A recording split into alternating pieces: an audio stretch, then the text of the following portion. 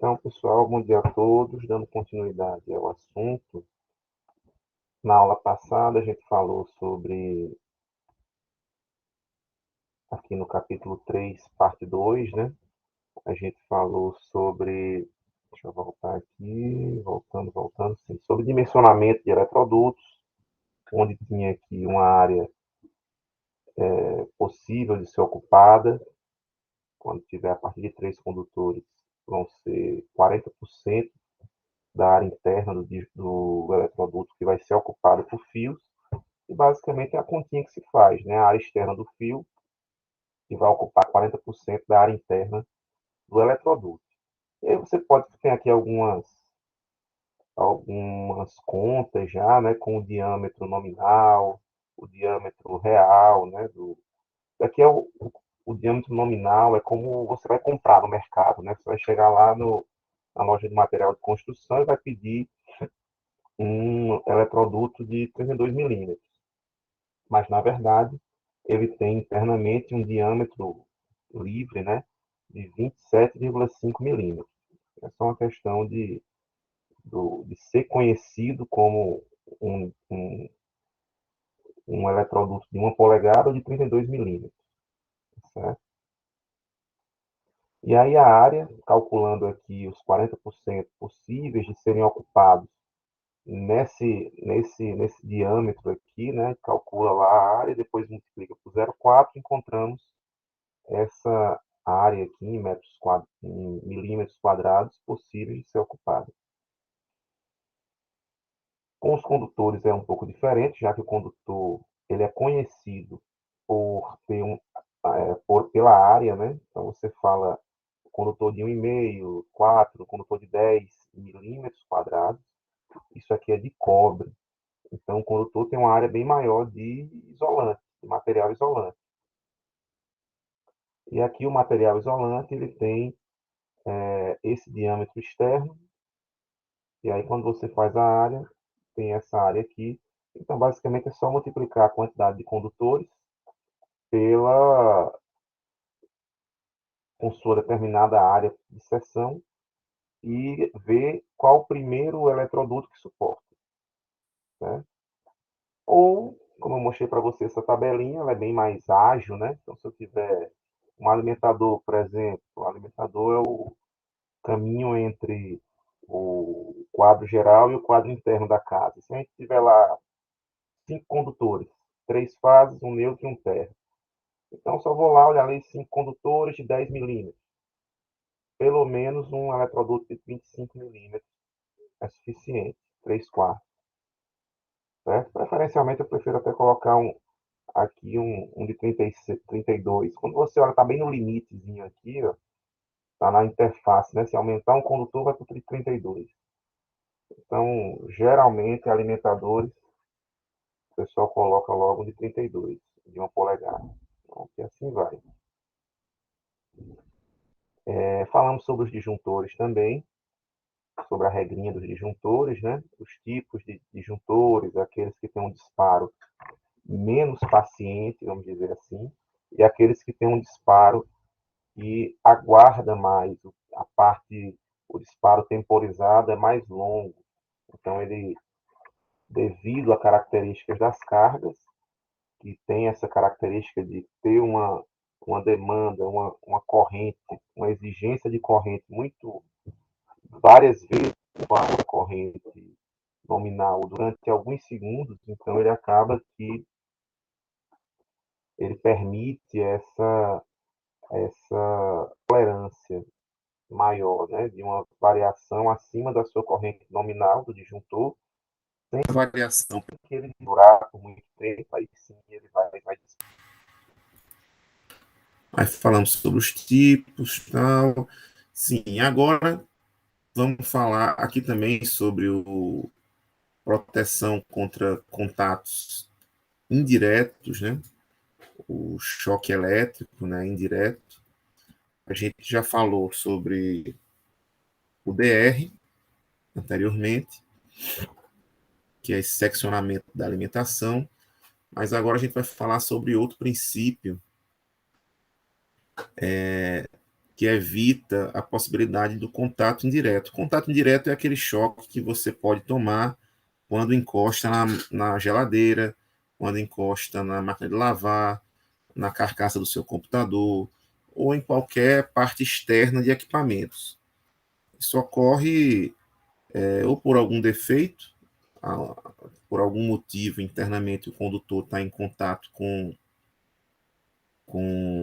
a carcaça, ou pelo próprio funcionamento do equipamento, né? Como em computadores, por exemplo, se ele não tiver aterrado, ele vai acabar dando esse tipo de problema. Porque naturalmente o funcionamento do equipamento ele acaba gerando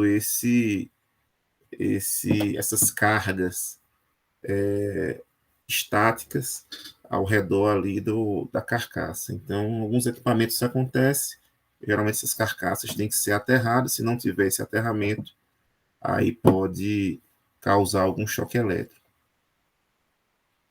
Então, para evitar esse tipo de choque por contato indireto, existem 3 princípios básicos aqui: o aterramento, a gente vai falar sobre ele agora, a tensão de contato limite, ou seja, reduzir as tensões ali daquele equipamento.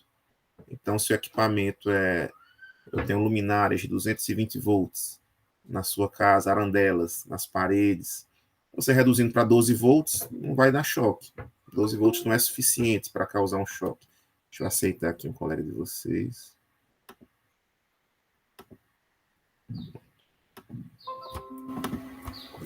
Aqui, né?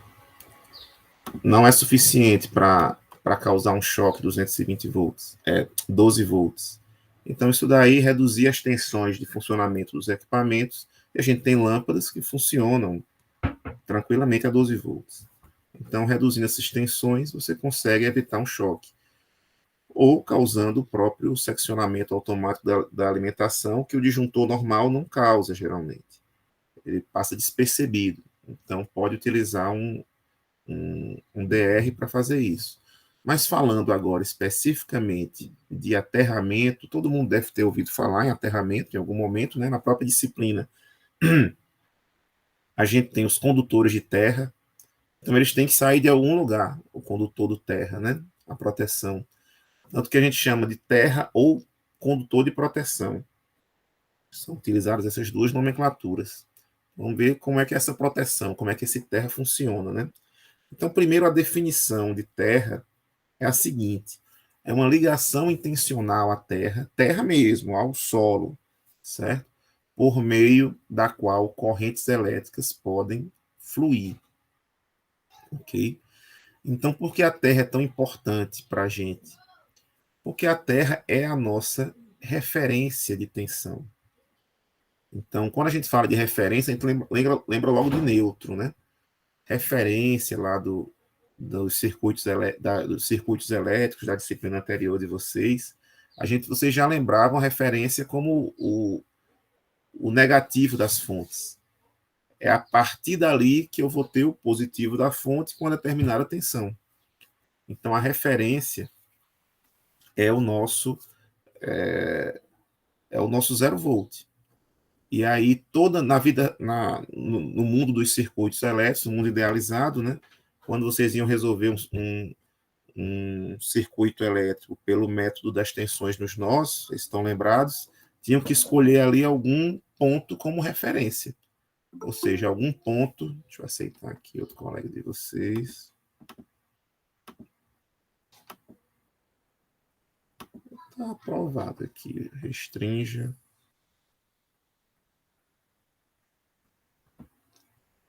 Ah, era aqui que eu tinha que apertar. Pronto, agora vocês vão conseguir entrar na reunião sem precisar da minha autorização. Bem, então, falando aqui da referência, né, quando a gente tinha lá nos circuitos elétricos, o, o, a nossa tensão, ela tinha como referência aquele negativo, e geralmente quando você resolvia pelo método das tensões nos nós, você tinha que escolher um dos nós do circuito como referência, como 0 volt, certo? E aí, geralmente, você escolhia aquele nó em que fosse a referência, o negativo das fontes, certo? Esse era o que era mais fácil, porque sendo 0 o negativo da fonte, positivo é direto aquela tensão da própria fonte, né? Se tem uma fonte 10 volts, o negativo é 0, o positivo é 10, é bem direto. Agora, se eu tenho uma incógnita como negativo, V1, muita gente às vezes confundia, colocava lá no positivo 10 volts também, mas não, ela é 10 mais a tensão do ponto negativo, né? Então é 10 mais V1 nesse caso. Então, o meu 0 volt, né, a minha tensão de referência, ela é importante, porque é a partir dela que a gente vai saber as tensões dos outros elementos. Então, todo neutro, não todo neutro, né, mas a gente vai ver aqui que tem algumas formas, alguns sistemas que o neutro não é aterrado, mas em residências, no padrão que a gente tem atualmente, o condutor de neutro, ele é obrigatoriamente aterrado, certo? A gente vai ter o condutorzinho de neutro aterrado. Quando tiver o condutor de neutro, a minha referência dele é 0. Em algumas aplicações bem específicas, que a gente vai observar que o neutro ele não é diretamente aterrado, certo? Vai ver o impacto que isso vai causar. Se eu tiver um neutro isolado da rede, ou um neutro isolado do terra, no caso, né? Um neutro não aterrado, a gente vai ver os impactos que isso pode causar. E tem até uns experimentos também, vídeos, né, naquele canal Electricity, que eles fazem um neutro não aterrado, que ocasiona, né, um neutro isolado. Então, o aterramento ele vai ser funcional quando eu colocar o neutro, uma parte viva da rede aterrada, um próprio neutro. Ou pode ser também um aterramento de proteção, que é o aterramento do terra, né? O aterramento do terra, que é aquele terceiro pino das tomadas. Eu tenho uma tomada aqui e aqui. Tenho aqui um pinozinho, né? Pino da tomada, não, pino dos plugs. Então, esse terceiro, esse pino central aqui, quando eu ligar esse carregadorzinho aqui do notebook, quando eu ligar ele na tomada,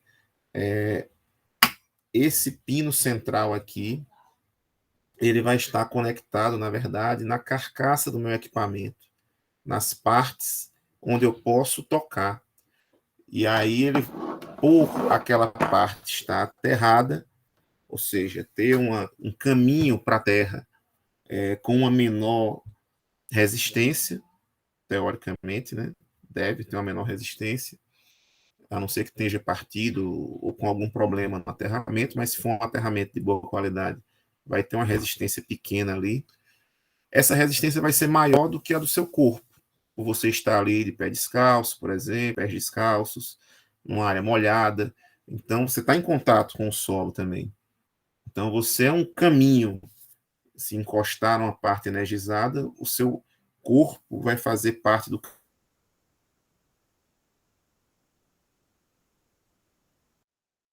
caminho para que essa corrente vá para a Terra. Então, vai ter uma diferença de potencial. Se eu pego no chão, sua mão vai estar energizada. Se tem uma diferença de potencial, a corrente vai poder passar pelo seu corpo. Só que nosso corpo ele não é um bom condutor. A gente tem aí o corpo humano varia muito do tipo de pele, principalmente a pele é o que vai fazer a diferença. Se a pele estiver úmida, se você tiver alguns machucados na pele, aí a corrente vai passar mais facilmente. Se a sua pele for um pouco mais espessa, mais seca, enfim, as características da pele é que vão diferenciar como é que a corrente vai passar pelo seu corpo ou não. Ou seja, vai diferenciar a resistência do seu corpo.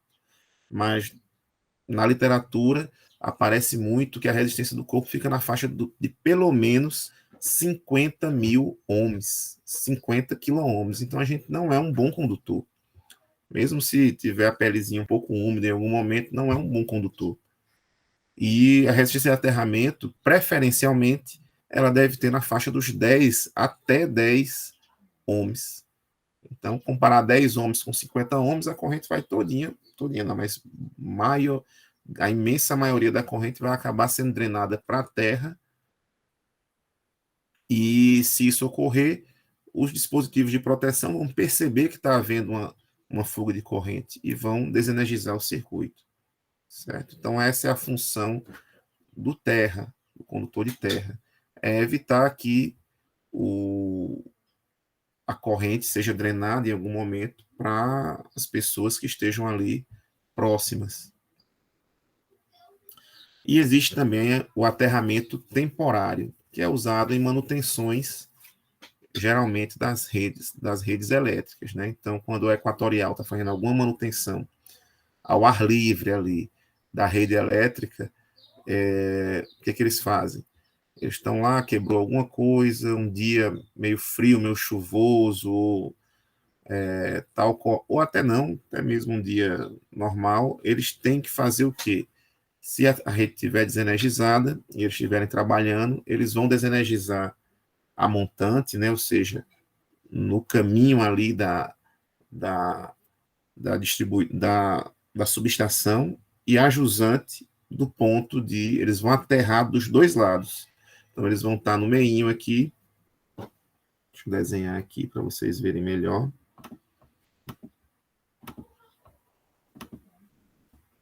Poxa, vocês estavam me vendo, minha gente. Deu problema aqui minha câmera.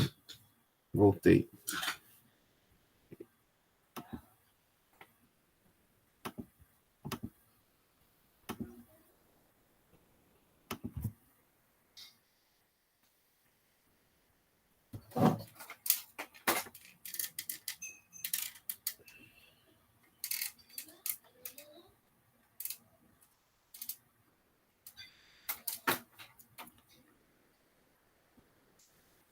Pronto. Então, se a gente tiver uma subestação em um determinado ponto, temos aqui uma subestação, e dela vai sair um alimentador, uma ramificação, e tem aqui o tronco principal e as pequenas ramificações entrando em ruas, entrando nos bairros aqui, cada uma, e a ramificação principal, enfim. Supondo que teve algum problema em um determinado trecho, teve algum defeito nesse trecho aqui especificamente, da rede da linha de média tensão, os postes, né, que estão na rua, o que é que os técnicos têm que fazer? Como a rede continua aqui para frente, né? Se eu desligar aqui, no momento que a gente desliga aqui a rede, abrir aqui essa chave, né? Desse ponto, a jusante desse ponto, eu não vou ter, aqui seria jusante aqui para frente, né? E montante aqui para trás. Então, a jusante desse ponto não tem energia mais, então vai ficar desenergizado. A montante, o pessoal tem energia ainda, né? Vamos supor que eu abri a linha, vou abrir um pouquinho antes a linha, vou abrir aqui, ó, tinha um dispositivo de manobra aqui, meti a pancada aqui na câmera de novo. Pronto. Então tem um dispositivo de manobra nesse ponto, abri aqui, então daqui para cá o pessoal está desenergizado. E daqui para a jusante, né, à direita, que é jusante, que é montante, né? Então a jusante dessa abertura está desenergizada. E aí, se o pessoal for fazer a manutenção aqui, às vezes eu estou na rua de trás, a linha, ou alguns quilômetros de distância, se passar outra equipe e ligar de novo essa rede, o pessoal viu, opa, tem uma chave aberta, vamos fechar. As equipes que estiverem fazendo a manutenção aqui, ó, com a mão na massa, literalmente, colocando a mão nos fios, vão tomar um choque, certo? E aí, para evitar isso, ou até mesmo alguma descarga atmosférica que atingir a rede nesse ponto aqui, né? Se der alguma descarga atmosférica nesse ponto, ou como já aconteceram alguns acidentes, mesmo a linha desenergizada, se cair aqui um raio, o pessoal vai, já que é um ambiente exposto, né? O pessoal vai tomar um choque. Ou eu tenho linhas próximas de subestações diferentes, ou uma outra linha da mesma subestação, né? vindo em algum ponto próximo, e aí tem algum acidente de carro, um abarroamento, um poste cai, e essa linha entra em contato com essa daqui que está desenergizada, fazendo uma realimentação aqui inadequada. Pode acontecer também.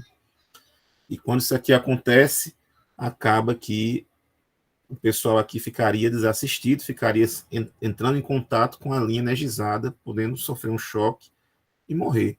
Então, para evitar esse tipo de coisa, ou pelo menos reduzir os riscos, o que que os técnicos fazem? Eles vão aqui, ó, a jusante, eles vão e aterram, e a montante aqui pertinho, eles vão e aterram também.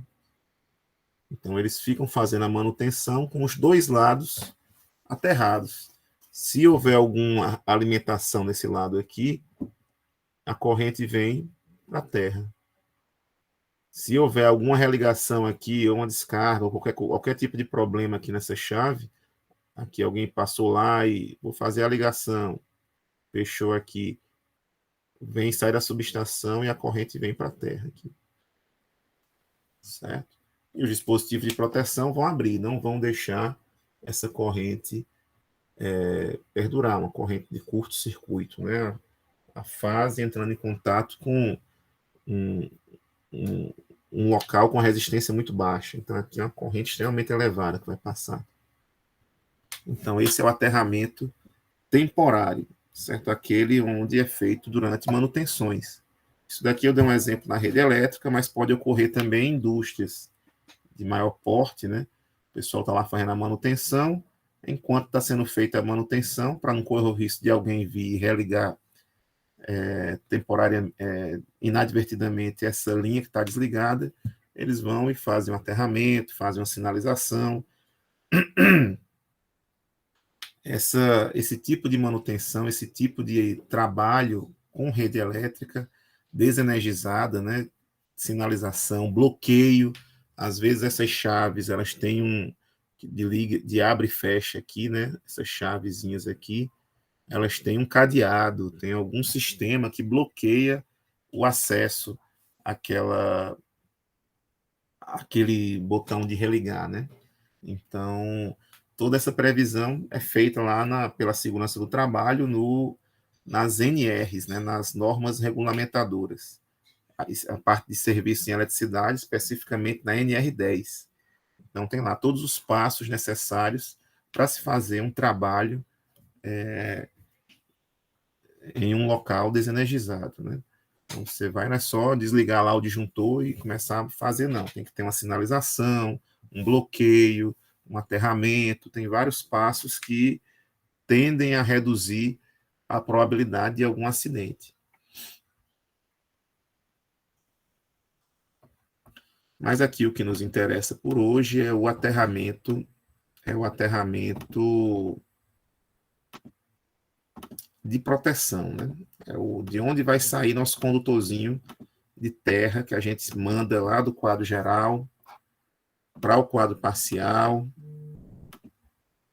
A gente vai se concentrar hoje nos dois aqui, né? No funcional e no de proteção. Então, as funções básicas do aterramento. Então, aqui a gente tem um exemplo de uma pessoa num motor elétrico, encostando numa carcaça de um motor trifásico. Então, estão chegando aqui as 3 fases no motor, ele está funcionando. E o que acontece? Todo equipamento elétrico está sujeito a defeitos, pessoal. Então, em qualquer momento, com o tempo de uso, vibrações, até animais roedores vão lá e roem o fio. Isso não é tão incomum de encontrar roedores comendo o isolante, o isolamento dos fios. Então, depois de alguns anos, pode ser que aquele isolante também já comece a ficar um pouco duro, já começa a ficar mais quebradiço. E em algum momento, um condutor, uma parte energizada, entra em contato com a carcaça. Se isso ocorrer e a carcaça estiver aterrada, com um bom aterramento, a corrente que está entrando aqui pelas fases e alimentando o motor, ela vai ser drenada parcialmente para a terra. Só que o motor, ele para funcionar, logicamente, né, ele vai ter ali enrolamentos, não vai permitir que essa corrente passe com valores mais elevados do que os condutores foram dimensionados para suportar. Então, as cargas elétricas, de certa forma, elas seguram a corrente elétrica, né? Elas seguram, elas dão uma freada na corrente. Então, o terra não, o terra, teoricamente, ele vai ter uma resistência próxima a zero aqui, e a corrente que passar por ele, ele drena ao máximo essa corrente, né? É só fazer o V, o I igual a V sobre R. Se eu tenho uma tensão de 220 e uma resistência bem baixinha, quanto menor for essa resistência, maior será a minha corrente. E aí, por incrível que pareça, né? Quanto maior for essa corrente drenada para o terra, melhor para o sistema de proteção. Porque aí ele vai diferenciar rapidamente o que é uma corrente fora do normal, uma corrente de curto-circuito, uma corrente extremamente elevada, para o que é uma corrente que normalmente passa pelo circuito para alimentar suas cargas. Então, quanto maior a corrente de curto-circuito, melhor para o sistema de proteção, certo? Porque ele vai mais rapidamente desenergizar o circuito. Nessa situação aqui, em que não há aterramento, certo? Ou algum defeito no aterramento, o que pode ocorrer? Nessa situação, a corrente só vai ter seu corpo para passar. E aqui é uma má situação, porque às vezes o sistema de proteção não percebe essa corrente, porque essa corrente é baixa para prejudicar os fios. Ela não vai ultrapassar a corrente nominal do disjuntor termomagnético tradicional. Dificilmente uma corrente de um choque vai ultrapassar, porque nosso corpo é um mau condutor. Então, as correntes que estão passando pelo nosso corpo são de frações de amperes, miliamperes. Como eu disse para você, a gente tem 50 mil volts, 50 mil ohms, 50 quilo-ohms no corpo humano, ou até maiores correntes, até maiores resistências, dependendo das características da pele ali da pessoa. Ou se você tiver com calçado, já aumenta ainda mais. Ou com alguma luva, aumenta ainda mais essa resistência. Então, dependendo de como está a sua vestimenta, a umidade do seu corpo, como é a sua pele, vai variar, mas são valores bem elevados da resistência do corpo humano. Então, quando está passando aqui 220 pelo seu corpo, está sujeito a uma diferença de potencial de 220, a corrente que vai passar por ali provavelmente vai ser uma corrente bem pequenininha, vão ser alguns miliamperes, certo? Então, 5, 10, 20, 30, 50, 60 miliamperes, ou seja, 0,0 alguma coisa, miliamperes. O disjuntor termomagnético ele não percebe, mas para o nosso corpo, a partir de 5, 10, 20 miliamperes, eu já estou sentindo os primeiros efeitos do choque. Se eu passo ali para 100 miliamperes,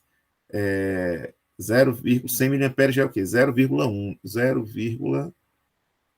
0,1 ampere. Já é uma corrente já perigosa, bem perigosa. Aí você chega a 0,2, 0,3, 1 ampere. Para o fio, 1 ampere a mais, 1 ampere a menos, dificilmente ele vai se danificar.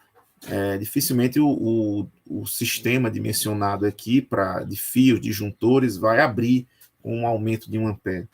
Dificilmente ele vai abrir aqui o circuito. Então, o que causa o maior problema efetivamente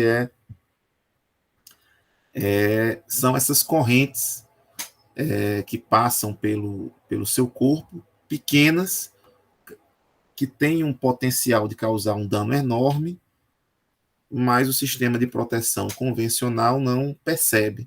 Por isso a importância de ter o DR, né? Com o DR, mesmo com aterramento. A gente tem que ter o aterramento nas massas, nas cargas, e além disso o DR, porque esse aterramento pode ficar prejudicado em algum momento. A gente pode ter um aterramento falho. Em algum momento o fio se rompeu, então não dá para confiar em um só. Se eu tivesse aqui a certeza de aterramento, talvez não fosse nem tão necessário, em alguns casos, né, o DR. O próprio disjuntor tradicional atuaria. Mas é sempre importante ter o aterramento, além do aterramento, o DR também, para servirem ali em conjunto e evitarem a probabilidade de um choque elétrico. Aqui nesse primeiro caso, né? O que acontece nesse primeiro caso com as correntes? Eu tenho aqui uma carga, o circuito, o motor, né? E um defeito está ocorrendo por algum motivo internamente, a carcaça está energizada. Então, essa corrente, ó, o neutro, é um condutor aterrado. Aqui é o meu aterramento funcional. O neutro, que é um condutor de referência das tensões. Então, aqui é um circuito trifásico. O meu neutro é referência para a fase A, para a fase B e para a fase C. Então, essa aqui é uma forma de ligação em Y, né, do meu neutro, certo? Eu fiz aqui essa forma de ligação, tendo um neutro comum às três fases. Então, você tem 220 aqui, 0 grau, 220 menos 120, 220, 120 aqui, certo? As três fases. Estou alimentando aqui aqui tem um disjuntor tradicional, alimentando meu equipamento. Ocorreu o defeito interno ao equipamento, a fase entrou em contato com a carcaça por algum motivo, mas só a carcaça estava aterrada. E o que acontece? Mesmo eu estando distante, né, eu tenho terra em um local aqui na sala da sua casa e outro terra lá no medidor, os medidores são aterrados, né, da sua casa. Então, mesmo tendo esses dois locais distantes, alguns metros do outro, a corrente ela acaba circulando como um circuito elétrico. Aquele circuitozinho elétrico que a gente tem, que a corrente circula, ela circula pelo chão, pela terra mesmo, certo? Vou até procurar um videozinho que o pessoal mede essa corrente circulante pela terra, por baixo dos seus pés está lá a correntezinha circulando e ela continua circulando como um circuito elétrico normal, certo? Como num circuito. Você pensa que ela só vai circular pelos fios, mas no caso de uma drenagem pela terra, ela circula como a terra fosse um grande condutor elétrico. Então ela acaba circulando pelo chão mesmo, pelo piso, e vem aqui girando, certo? Nesse caso aqui é ótimo, que a resistência aqui é baixa, o circuito vai ser basicamente a resistência de aterramento. A fonte é aqui a minha entrada, né? A fase vem por aqui por cima e por baixo vem como se fosse o meu neutro, né? Só que é o terra, onde está havendo o retorno da corrente. E ela vai ficar circulando aqui até que o disjuntor abra e extingue aqui essa corrente de curto-circuito. Outros casos interessantes. Eita, rapaz, eu tinha eu mostrei até no semestre passado. Deixa eu ver se eu encontro aqui. Imposto de combustíveis, é bem comum ver isso. Toda vez, repare, se vocês estiverem abastecendo o carro, passando no posto, e vir aquele caminhão de combustível, né? Quando estiver descarregando combustível nos reservatórios dos postos, fiquem observando uma das primeiras coisas que o caminhoneiro faz ao parar, antes de descarregar, é conectar um cabozinho metálico que tem na carcaça que tem na carcaça no tanque, né, de combustível, né, do caminhão. Ele vem lá, aquele condutorzinho metálico com a garrinha, parece aquela garrinha de jacaré, né? Você abre a boquinha assim e ele vai encaixar num aterramento que o posto de combustível tem no chão. Então tem uma argola, né, preso a um sistema de aterramento e o camarada vem lá com aquela garrinha jacaré conectada a um condutor colado ali, preso no tanque de combustível e encaixa na garrinha e a encaixa no aterramento do posto. Então, por que isso ocorre, né? Porque geralmente não, os caminhões têm pneus, né, de borracha, o material lá, poliméricos, enfim, E ali a borracha do pneu ela é um material isolante, certo? E quando o caminhão está passando por grandes distâncias, né, tá em altas velocidades, acaba que ocorre a chamada eletrização por contato. Por contato não, perdão. Ocorre a eletrização por atrito, que vocês devem ter visto em Física 3 ou no ensino médio, né? Se não viram os tipos de eletrização. Tem eletrização por atrito, por contato, por aproximação. Então, o que é a eletrização? As cargas, quando estão estáticas, né, elas têm um equilíbrio ali. Tem lá mais, menos em mesma quantidade. Cargas positivas e negativas em mesma quantidade da carcaça. Só que quando eu tenho um atrito com o ar, acaba que o ar desprende algumas cargas e há um desequilíbrio. Então, eu vou ficar com mais cargas positivas, por exemplo, ou mais cargas negativas na carcaça dos equipamentos. No caso aqui, na carcaça do tanque de combustível. E aí, quando eu tenho esse desequilíbrio de carga, né, essa eletrização por atrito, pode ser por contato, pode ser por aproximação, enfim. Mas essa eletrização por atrito que ocorre nos tanques, nos caminhões de combustível, né? Quando ele chega e vai colocar o combustível, se não aterrar antes, o que pode acontecer?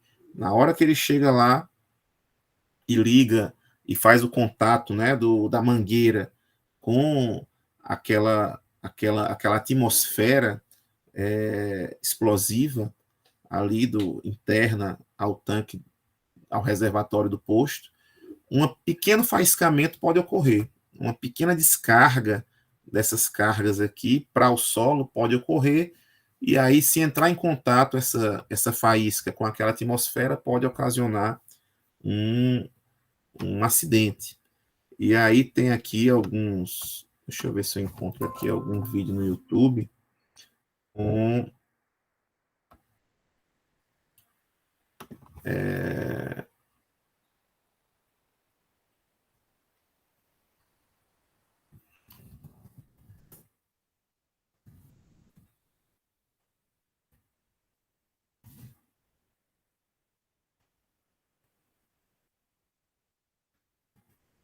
deixa eu ver, caminhão de combustível, explode imposto, mas aqui não é não, caminhão de combustível, imposto de gasolina, acabei de explosão, eu queria ver aqui é brincadeira, né? Pronto, procedimento de segurança, talvez em algum momento o caminhão chegou, aqui ele já deve ter ligado o aterramento. Deixa eu aumentar a velocidade aqui. Já tirou até o. Mas eu coincidentemente, acho que antes da pandemia, ali, alguns meses antes da pandemia, eu estava em um. Pronto, aqui está postando bem rapidinho. Eu estava num posto de gasolina e o caminhão chegou e fez esse procedimento. Na hora eu tirei uma foto para mostrar durante as aulas, né, para dizer, olha, pessoal, tá vendo como não é mentira minha? Sempre que o pessoal chega, a primeira coisa que eles fazem é fazer essa conexão para descarregar as cargas, possíveis cargas estáticas ali que estejam no tanque. E aí eles vão, ligam o sisteminha de aterramento, vamos ver se ele vai ligar aqui. Ele deve ligar, vamos ver aqui. Pega lá o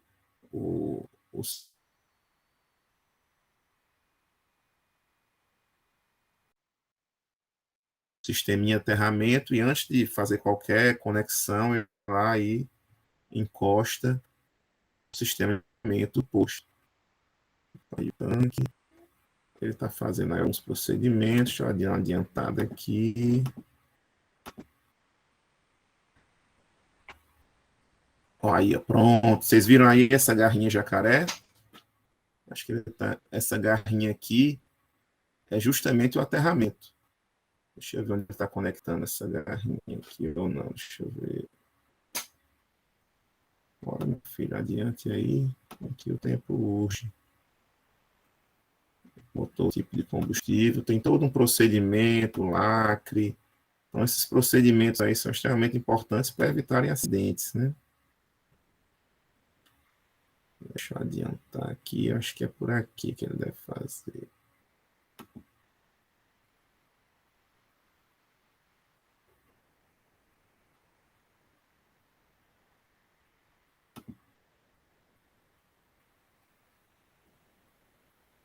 Botão calço, enfim, tem todo um procedimento para seguir. Extintor de incêndio. Pronto, acho que é aí. Ó. Aterramento, pronto, aí. A haste aterrada e ele vai conectar agora no tanque. Isso daí, ó, já descarregou, já fez a descarga. Ó, já, aqui a descarga que ele está falando é do combustível em si, né? Mas esse procedimento aí já descarregou as cargas estáticas na carcaça do equipamento, né?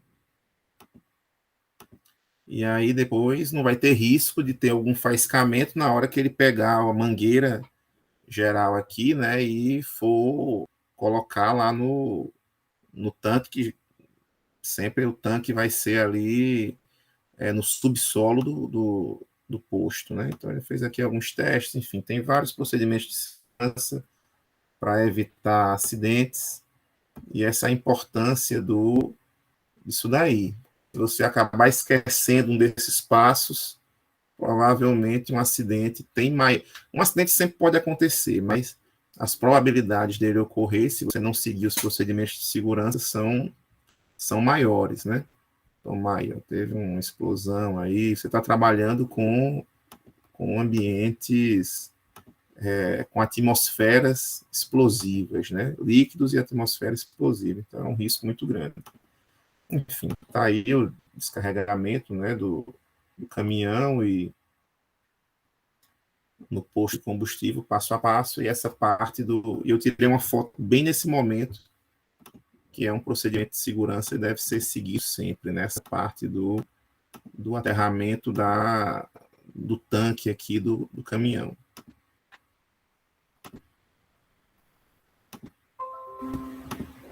Então é isso daqui, é uma importantíssima, né, nesse momento. Outro lugar comum que a gente vê esse tipo de descarregamento é no computador de mesa, no desktop. Não sei se alguém já tomou um choquezinho encostando no CPU do computador, mas eu já tomei alguns choques já, principalmente quando a gente tinha aquele padrão antigo de tomadas, né? Nem toda tomada era que nem não tínhamos tomadas aterradas, era aquele padrão antigo. Se você quisesse ter um computador em casa, eu teria que ter uma haste de aterramento para esse equipamento. Se quisesse ter um chuveiro, eu ia ter que ter uma haste de aterramento para esse chuveiro, uma máquina de lavar, uma haste de aterramento para esse equipamento. Esse era o chamado aterramento isolado, certo? Que era um aterramento próprio, um aterramento local, aliás, para cada equipamento. Então, hoje, a gente tem o nosso novo padrão de tomadas, permite esse aterramento geral, né, para casa, para todas as tomadas terem um condutor que interliga ao sistema de aterramento da sua casa. Então, isso facilitou muito. Então, os computadores, o HD, né, que é o disco rígido, hard disk,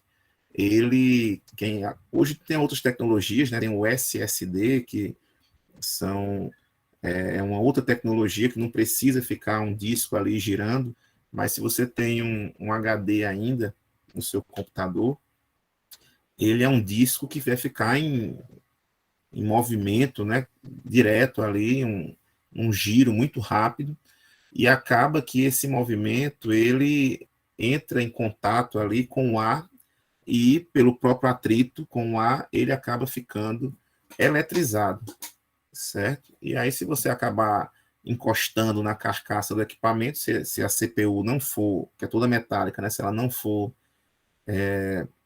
se a CPU não estiver aterrada, você pode tomar um choque. Você provavelmente vai tomar um choque se encostar no gabinete do seu computador e ele não estiver aterrado, certo? Provavelmente você vai tomar um choque.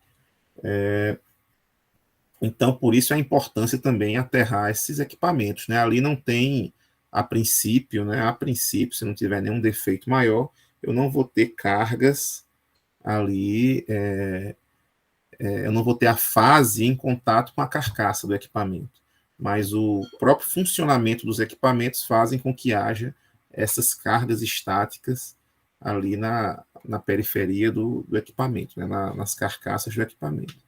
Então, esse aterramento, quando isso ocorre, é extremamente importante para que não haja uma descarga quando alguém encostar e poder tomar um choque, né? Ou causar acidentes como explosões, entre outros. Aqui a gente tem a ligação, para a gente entender bem como é feita a ligação no equipamento. Tem lá, sai lá do transformador, né, na frente da sua casa, fases e neutros. Na entrada de cada instalação tem uma haste de aterramento. E o que se faz com essa haste? Eu interligo, além dessa haste sair o condutor de terra, o condutor de proteção, sai dessa haste também, ou aliás, é conectada essa haste também ao neutro, certo? Para dar uma reforçada.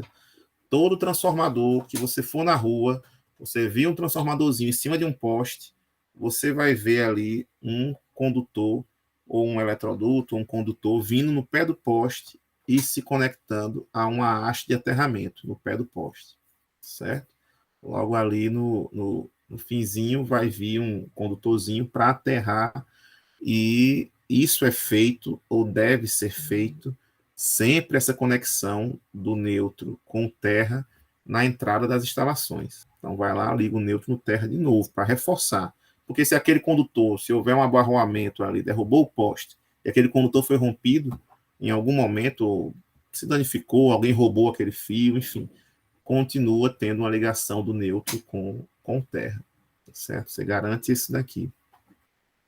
Então, aqui tem a fase e o neutro vão ser ligados internamente aos componentes eletrônicos dos seus equipamentos, certo? Então, vão passar lá internamente. O terra, não. O terra, ele fica na carcaça. A preocupação do terra é proteger ali a carcaça do equipamento. Essa é a grande funcionalidade dele. Ele não vai ser ligado internamente nos componentes lá do seu equipamento. O terra vai ficar na carcaça do equipamento, certo? E aí a pessoa às vezes pergunta, né? Mas, pô, professor, aqui, ó, neutro, terra, não estão conectados na mesma haste? Porque não é a mesma coisa, não, esses dois. Aqui já responde, né? Aqui, ó. Não, não é a mesma coisa. Pô, qual é a principal diferença durante o funcionamento entre neutro e terra? Entre fase e neutro vai haver circulação de corrente. Já no terra, em situações normais, não deve passar corrente, certo? A corrente que alimenta o equipamento passa fase neutro. O terra não deve passar corrente. Então, se o neutro e o terra estão conectados no mesmo ponto, por que um é chamado de terra e outro neutro? O neutro é o condutor fornecido pela concessionária de energia, pela qual há o retorno da corrente. Vai haver uma circulação. E o terra é um condutor que, em situações normais, não deve possuir corrente elétrica circulante. Certo? E aí, pessoal, vou iniciar aqui, na próxima terça a gente finaliza, né? Mas aqui, ó, a gente vai ter 3 tipos de aterramento, certo? Aterramento. Então, o aterramento funcional, né? É esse daqui. A gente tem 3 tipos diferentes de aterramento, que vão ser o aterramento de proteção e funcional, que é o aterramento do neutro e o aterramento das carcaças. Então a gente tem 3 tipos e eles têm 2 letrinhas aqui, certo? E eu vou mostrar uma forma para você já não precisar ficar decorando, né? Assim, TN, TT e T. A gente já vê assim, pelas letras você já consegue identificar o significado de cada letrinha dessa. Se tiver um T aqui em primeiro, ele tem uma coisa. Se tiver um T no segundo, tal, se for um N, aí você já vai ligando uma coisa a outra, certo? Vamos aqui para o nosso quadro.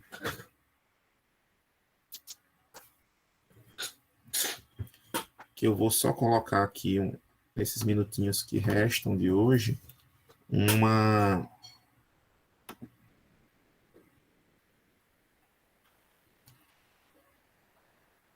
O Diogo comentou aqui, agora que eu vi. Alguns caminhões andam com a corrente de aço que fica em contato, né? Tocando no chão. Isso mesmo. É justamente para já ir descarregando ao longo do caminho, né?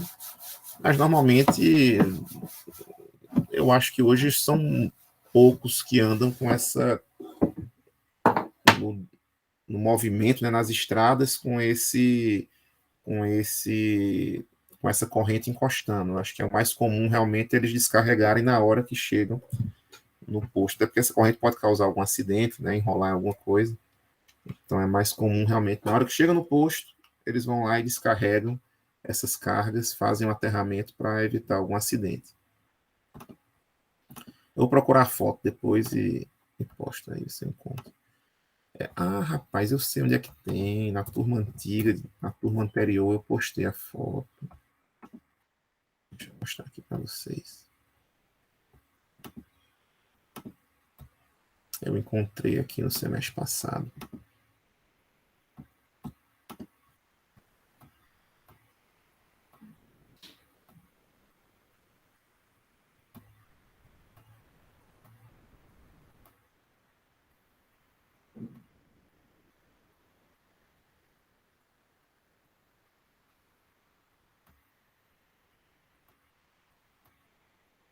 Acho que não postei, não.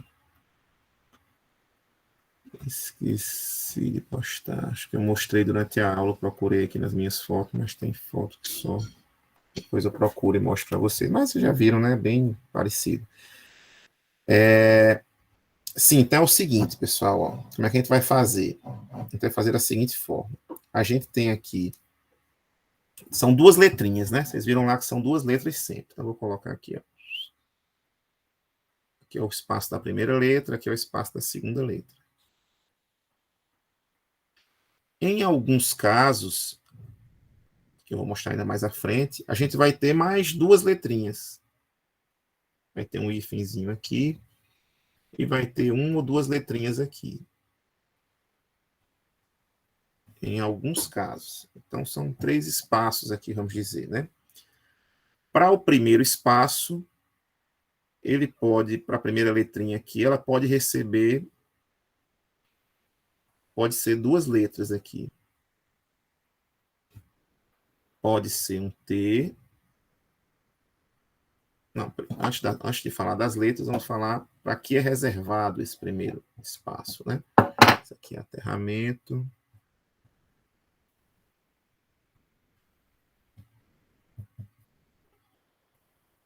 Pronto. Então, na nomenclatura do aterramento, o primeiro espaço, ele está relacionado com o quê? Com o aterramento do neutro, certo? Então, o que tiver aqui é relacionado com... Deixa eu botar aqui. Vou repetir aterramento, não. É só neutro. Ele está relacionado com o aterramento do neutro, certo? Então, ele pode receber dois valores aqui. Pode ser um T ou um I.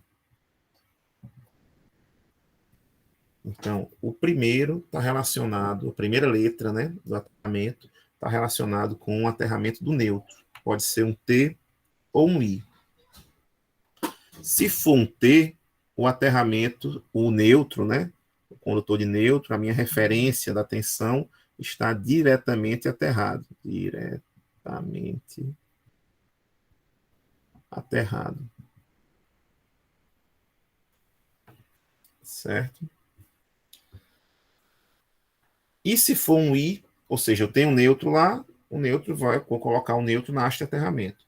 Se receber um I, propositalmente eu vou deixar o neutro isolado. Neutro isolado. Ou 100% isolado, ou seja, como se eu tivesse uma impedância ali infinita, ou aterrado com uma impedância. Então, propósito, impedância. Impedância. Então, vou lembrar do I aqui, né? De isolado, impedância. Propositalmente, eu vou lá e coloco uma cargazinha ali, uma resistência ali proposital no terra, certo? Para não deixar 100%, no terra não, no neutro, entre o neutro e o terra, certo? Ou deixo 100% isolado. Daqui a pouquinho eu vou explicar. Esse I aqui no começo tem aplicações bem específicas. Não residencial, a gente vai usar a primeira letrinha de T mesmo. A segunda letrinha aqui está relacionada com o aterramento das massas ou das cargas, né? Aterramento das massas, certo? E o aterramento das massas é o aterramento, a gente vai chamar de massa, é o sinônimo de carcaça dos equipamentos, a parte externa dos equipamentos, né? Então, o primeiro é o do neutro, o segundo é o das cargas, né? Da parte externa das cargas, que são as massas. Então, ele pode receber aqui duas letras também. Pode ser um T ou pode ser um N. Se for um T, as massas vão ter um aterramento local. Ou seja, eu tenho um aterramento no neutro, se tiver, né? Se for um TT, por exemplo, o neutro é aterrado, tem lá uma haste para o neutro, e se for o T segundo aqui, eu vou ter um aterramento local para cada equipamento. Vou botar aqui uma haste local.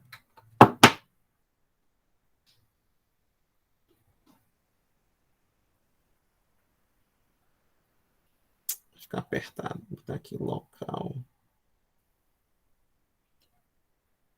Para as massas, né? Então, se eu tiver um chuveiro elétrico, tem que ser aterrado o chuveiro, né? Você vai tomar banho, pode tomar um choque.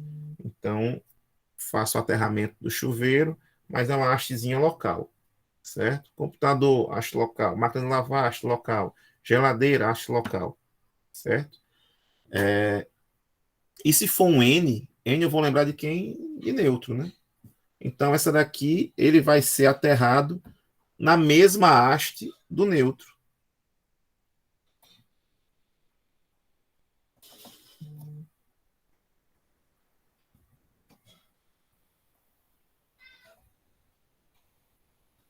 Na mesma haste do neutro, certo?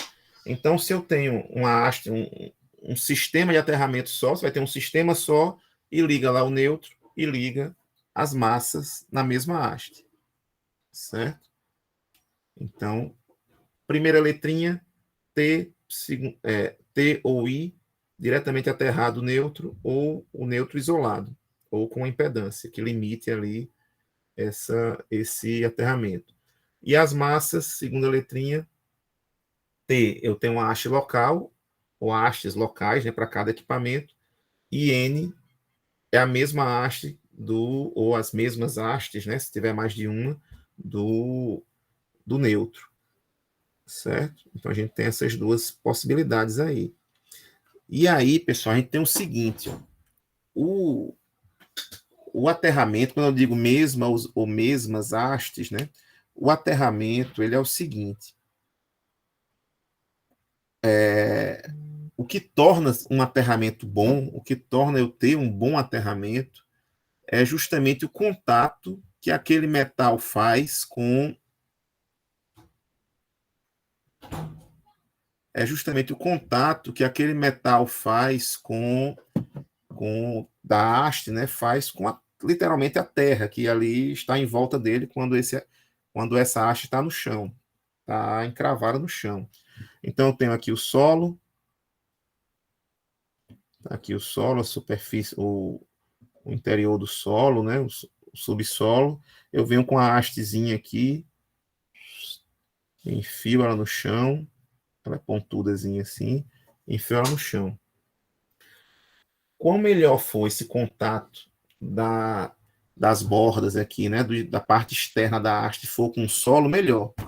Mas às vezes aí depende muito do solo. Eu tenho solo com características diferentes, com salinidades diferentes, enfim, com características de solo diferentes. E tem algumas que são boas e tem outras que não são tão boas. Se o solo for naturalmente mais úmido, é melhor. Se ele não for, é pior. Se ele tiver uma determinada quantidade de sal, vai melhorar ou vai piorar. Se tiver, enfim, dependendo das características do solo, se ele for mais compactado ou menos compactado, dependendo das características do solo, vai mudar muito. Se uma haste é boa ou não. Mas o que é unânime é que quanto maior for a área de contato do solo, a área de contato da haste com o solo, melhor é meu aterramento. Quanto melhor for essa área de contato. Então eu tenho geralmente hastes mais grossas também. Então se eu pegar uma haste mais grossa aqui, em comparação à mais fina, eu pego uma mais grossa e vou lá e coloco no solo, uma grossona aqui. Eu aumento a minha área de contato e vai ter uma resistência de aterramento menor, certo? Eu vou ter um aterramento melhor nessas condições. Só que vai ter um momento que, se eu usar uma haste muito grossa, ela não vai entrar no solo, porque o solo não vai permitir. Vai chegar num momento de limite ali que eu não vou ter como colocar uma haste de 1 metro de diâmetro no solo. Não tem como fazer isso. Então, o que é que se faz? Eu coloco mais de uma haste e interligo.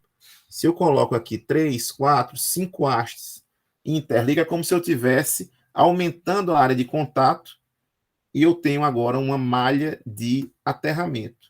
Ao invés de ter uma área de contato com uma haste só, grossona, eu vou ter 5 hastes ou 6 hastes, ou o número de hastes que for necessário, com o objetivo de aumentar essa área de contato e reduzir essa minha resistência de aterramento, certo?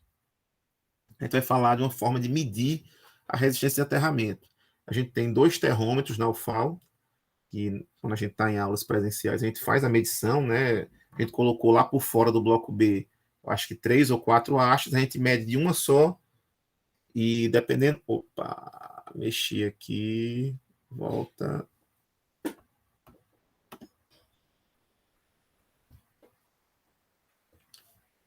Espera aí que eu esbarrei aqui nesse. Deixa eu reiniciar.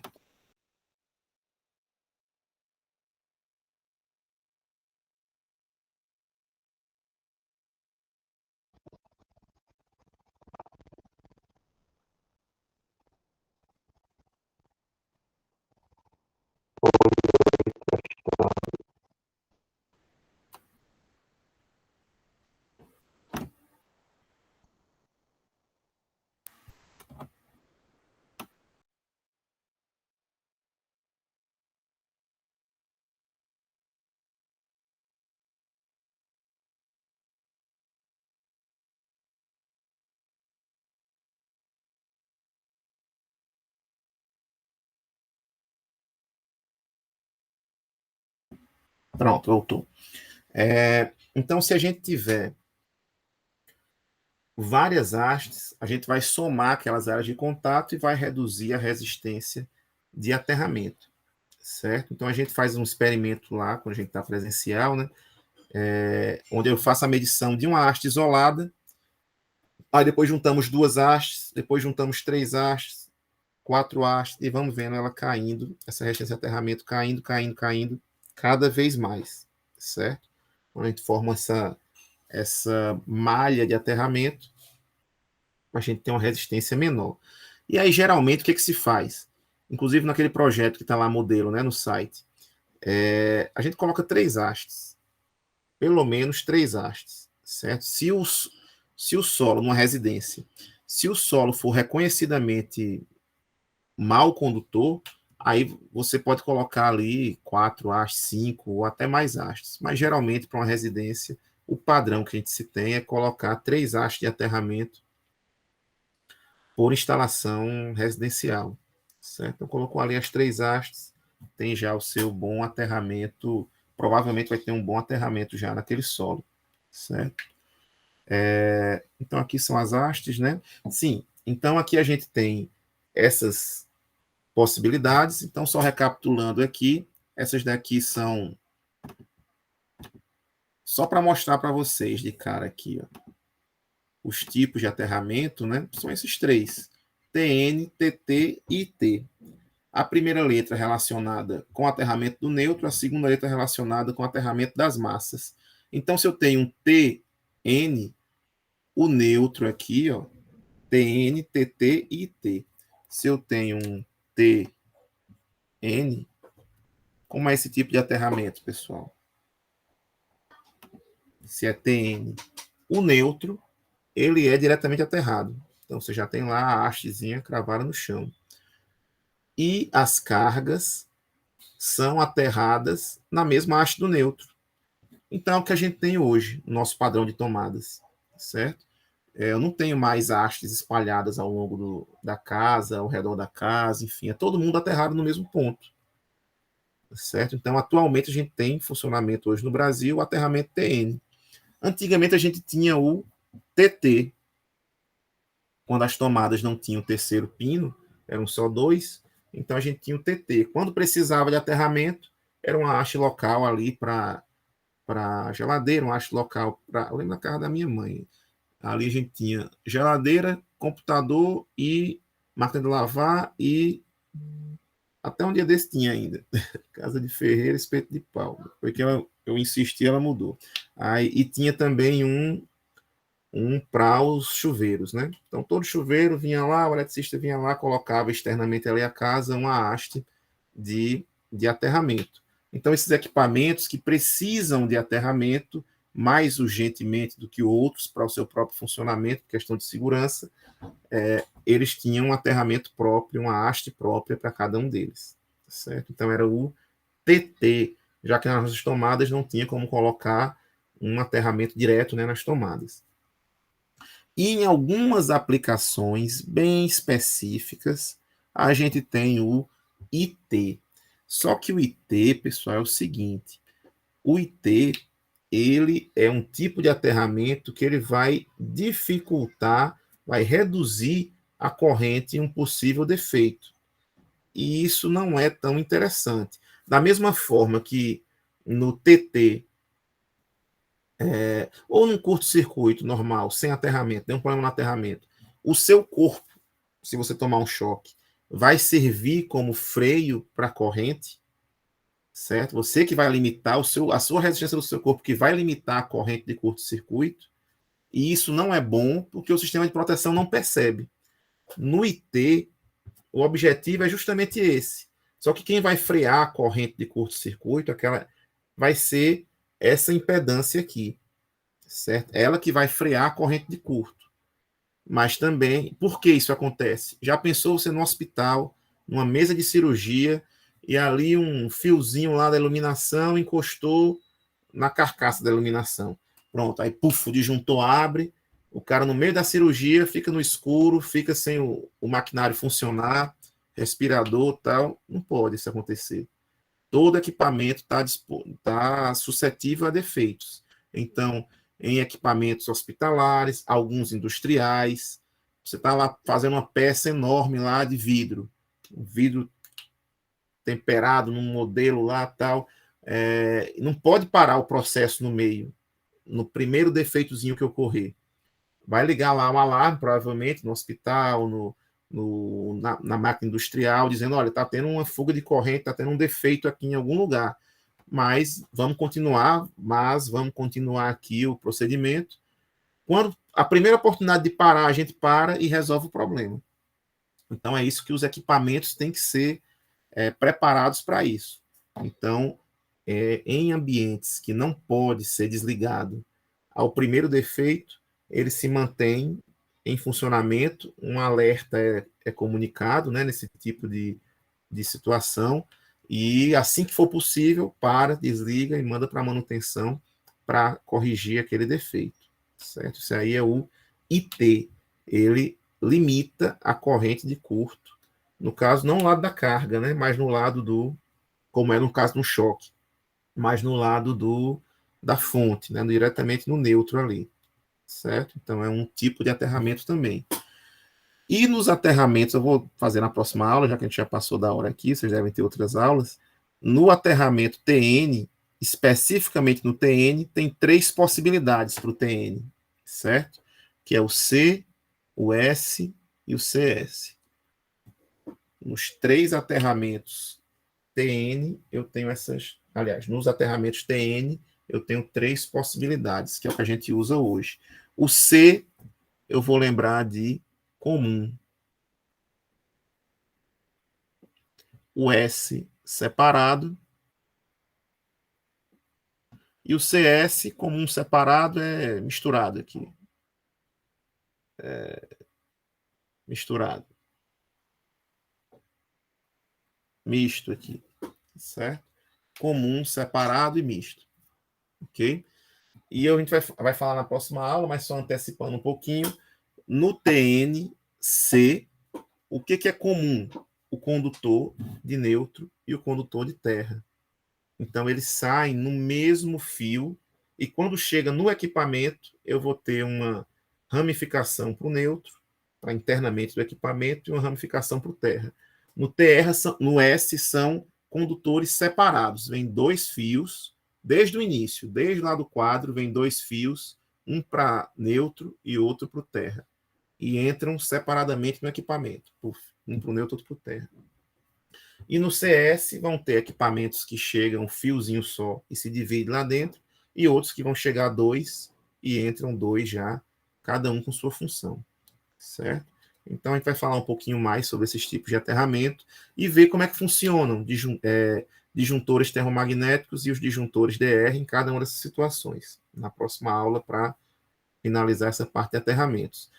A parte de aterramento está lá no livro, pessoal. Abram um livrinho de vocês. Tá lá na deixa eu ver aqui a página.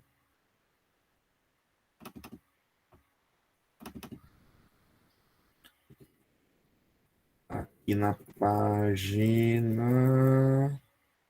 aterramento, queda de tensão, corrente de curto, segurança, sistema de aterramento. Pronto, tá lá na página. Que índice doido que não tem página, rapaz. Tem que entrar aqui.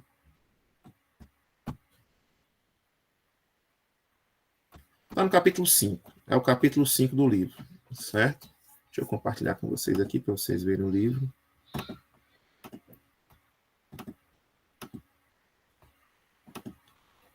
Está no capítulo 5, sistema, aterramento em instalações em baixa tensão. Aí tem falando justamente aqui, explicando os tipos de aterramento que eu falei para vocês, né? X, Y, Z. A primeira letra pode ser um T ou um I. A segunda letra pode ser um T ou um N. E a quarta letra pode ser um S de separado, um C de comum ou um misto, né? Um CS. Pode ser essas situações. E vem aqui, dê uma lidinha. Quando a gente olhar esse daqui, ó, sem colar, esse daqui, que tipo de aterramento é esse? O neutro está aterrado, professor? Tá. Então é T. Direto. Tá. Primeira letra é T. As cargas estão aterradas aonde? Olha, então vem o aterramento do neutro, terra está saindo do aterramento do mesmo haste aterramento do neutro. TN. Estão vindo em condutores separados desde o início, o neutro e o terra? Sim, TNS. Pronto. TNS. Certo? TNS aqui, esse tipo. Deixa eu ver esse aqui. Pronto, esse daqui. O neutro é aterrado, professor? É, olha o Nzinho aqui. As carcaças são aterradas localmente ou junto do neutro? Junto do neutro. O T. E estão vindo no mesmo fio? Então, TN, é um fio TN aqui, está vindo no mesmo fio. E só quando chega aqui que ele entra. TN. Aí aqui é TNC, né? E nesse daqui ele separou os dois. Então fica o TNCS. É misto, tá vendo? Tem um equipamento que veio separado, separou terra do neutro e outro veio junto. É o TNCS esse daqui. Deixa eu ver outro. Vamos ver esse daqui. Esse aqui já é o TNC mesmo, né? TN comum. Aqui, ó. TNC. Vamos ver esse daqui qual é. Pronto, esse daqui, ó. Local, T, neutro, aliás, neutro aterrado, e as carcaças aterradas localmente. Então, tem um aterramento aqui, ó, que não vem da... É outra haste. É uma outra haste. São hastes distintas do neutro e do terra. Então, é o TT. TT. Certo? Então, e o IT tem aqui. Tá aqui o outro. Pronto, o IT, ó, lembrar de neutro com impedância. Acho que é errado aqui o desenho. Devia ser o neutro aqui com impedância. Certo? Devia ser... Tá. E o neutrozinho com impedância aqui. Certo? E além do neutro estar com impedância, eu tenho que ter o aterramento local também. Porque a segunda letra é um T, né? Na segunda letra, se é T, o aterramento é local. Então, mas só que com essa impedância é o IT. Okay? Então, são esses tipos de aterramento que a gente tem: TN, TT e IT. E o TN pode ser TNS, TNCS e o TNC. Então, está lá no capítulo 5 do livro, dê uma lida, vejam lá as aplicações, tal. Bem interessante aí esse tipo de instalação. O esquema TN, eu quero ver o esquema TT e o esquema IT.